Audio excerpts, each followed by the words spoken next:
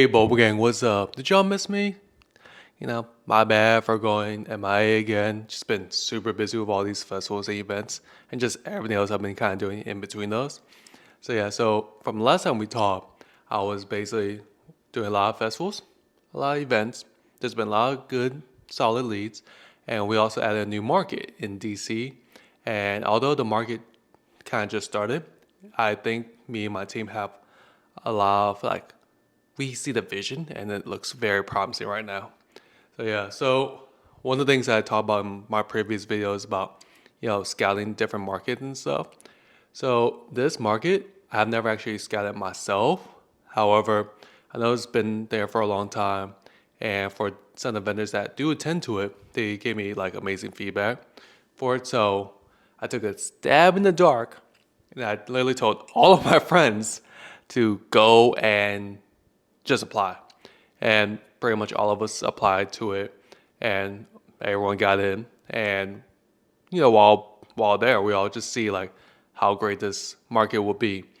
Finding a good farmer's market is really hard to come by. So I'm pretty excited for this one. I think this is actually a very good market that, I'm hoping my friends and I are able to flourish.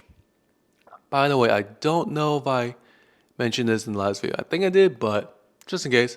So what I'm talking about my friends and I is just a bunch of people I met from all the festivals and events I've been doing and could have probably picked a different name. I think the Food Alliance would have been the good one, but Caravan is the name currently.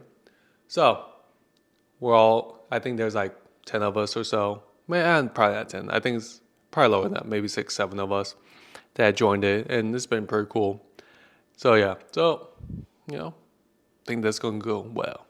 On the brighter side is that Koi T turned 6 years old on May 10th. I'm very excited about that. I'm hoping to be able to see it go to 10 years. But that's just what we're going to see in 10 years. In 4 more years, we'll see it will get hit 10. And by the 10-year mark, I'm really hoping that I'm able to grow it into a much larger brand.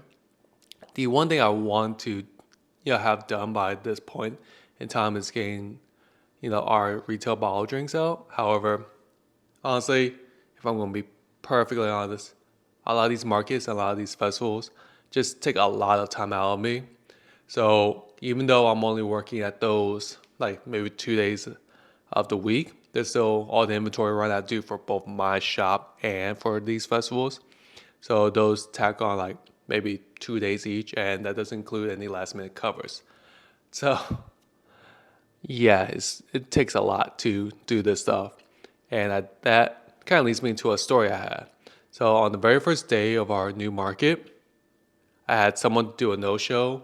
They had a legit emergency, but I was not informed anything of this ahead of time, so I couldn't go.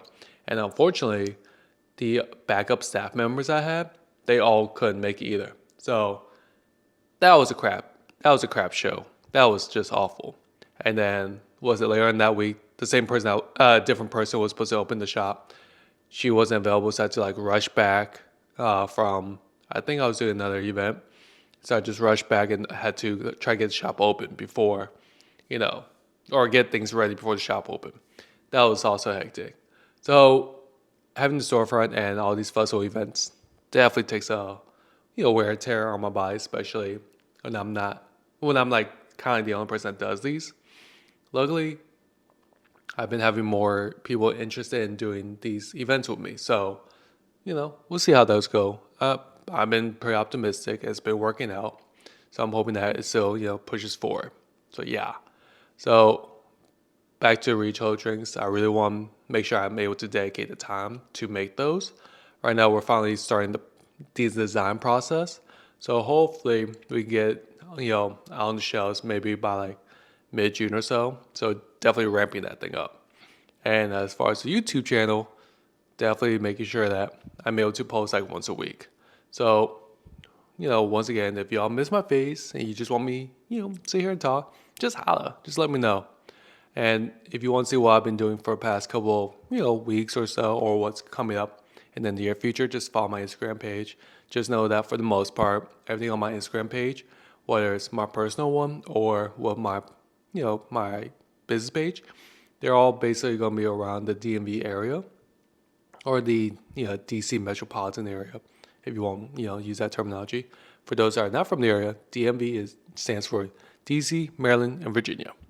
So yeah, so a lot of things I do is based around here. I might do this particular work trip coming up in New Jersey. I'll give you all the details later once that one's actually settled in. And I'll probably be back in the Maryland side, like over in Baltimore. That's only the spot that I kind of been like is Baltimore because of this particular event. Oh my goodness. One more story before I get off. I work 32 hours over a 2-day period. That was exhausting. That was taxing. I don't know how our nurses could do it. I don't know anyone in the healthcare that could work freaking 14 hours 2 days straight, or 14, 17 hours, because I did 32 hours. Either way, that was tiring. That was crazy. I don't know if y'all want to really listen to that story right now, but that was bananas. So yeah, so shout out to all the healthcare and everyone that has to do like 2 or 3 jobs, trying to work 16 hours in a day. Oh my goodness. And sadly, working 32 hours over a 2-day weekend is starting to become the norm for me. I mean, granted, I already did it when I first opened up the shop, working like, what was it, 9, 10 hours a day for like 7 days a week. Yeah, that definitely took a toll on me. But, and especially when we first opened, that was definitely the height of like, oh my God, working to exhaustion. However, doing these festivals again, I'm like, ooh, they definitely put some extra work into me. But yeah, let me know if there's something y'all want to know. All right, deuces.